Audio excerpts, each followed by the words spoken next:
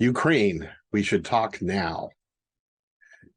As I speak, the United States and Russia are engaged in their most direct military confrontation ever in Ukraine, with tens of thousands, probably hundreds of thousands of soldiers already killed.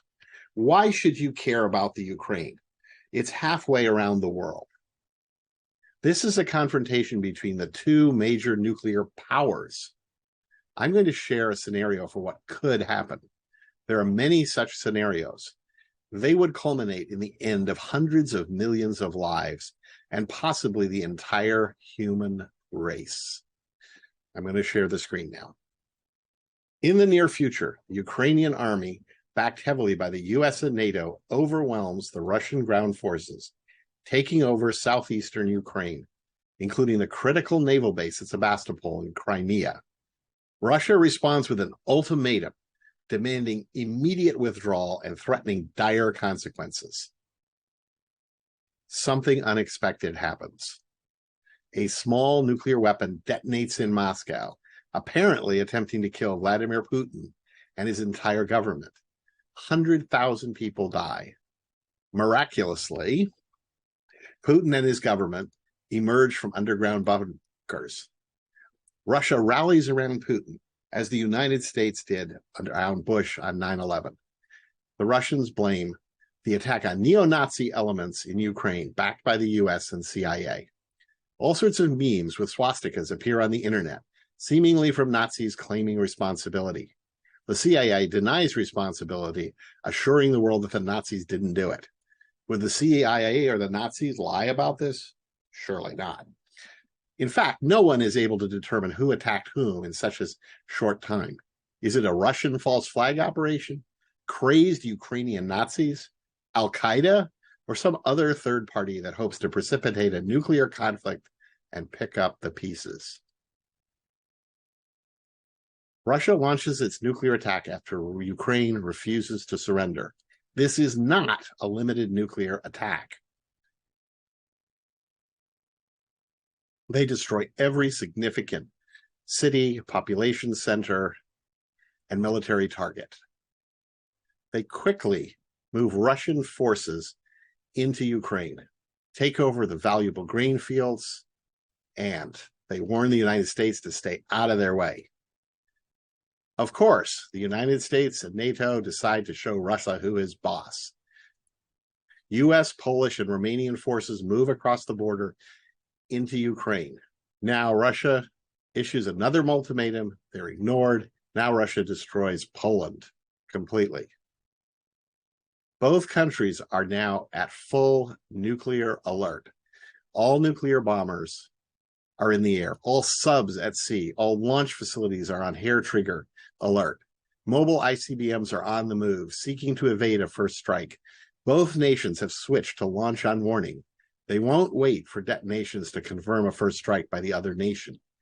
It's a massive confrontation with over 60 million dead. Someone hoping to win, to protect their country, launches first, and someone fires back before the missiles even reach their targets. What would this look like for the US? This is a small subset of the damage. Every major city is destroyed, including a nuclear strike at Moffett Field that destroys most of the Silicon Valley and San Jose. 200 million people die in a matter of hours. That is only the beginning, with millions more dying from radioactive fallout, blast effects, fire, possible famine from nuclear winter, which could theoretically wipe out the entire human race.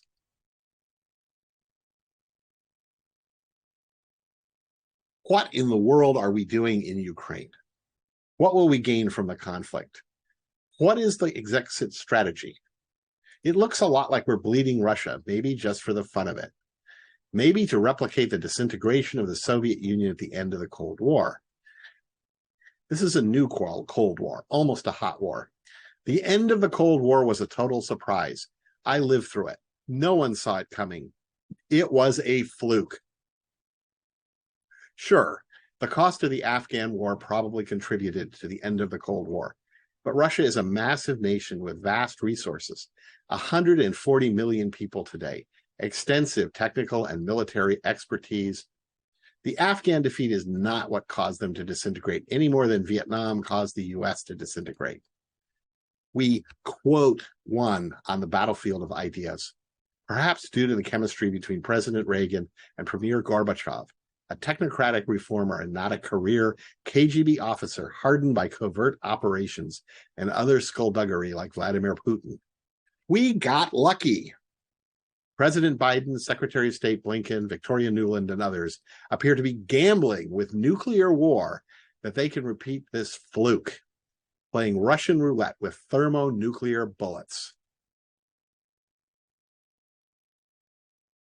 It is time to talk. We have faced a similar confrontation before. President Eisenhower did this in Korea. He went to Korea, talked to the Koreans, Chinese, and Russians. They built a wall, the DMZ, to prevent either side from cheating, from resuming the war, from doing what Hitler infamously did in Czechoslovakia in the Sudetenland in 1939. Good fences make good neighbors. If we can spend $100 billion on weapons to kill Russians, we can spend $100 billion or more to build fortifications and put in place other precautions to make it difficult to cheat. We are playing thermonuclear Russian roulette every day with this conflict. Think about it. Please write or call your president and representatives. Meet them in person if you can. Urge them to bring this conflict to an end as soon as possible. This concludes this video presentation. If you like this video, please click like. Please click subscribe and the notification bell if you would like to receive more content from us. You can avoid internet censorship by subscribing directly to our RSS news feed. Please consider sharing the link by email and on your website or blog, in addition to liking, upvoting, or sharing on increasingly censored, advertising beholden, big company social media. We have encountered such censorship. Mathematical software is developing algorithms and software to automate data analysis, reducing the risks of costly errors and increasing the predictive power of the results.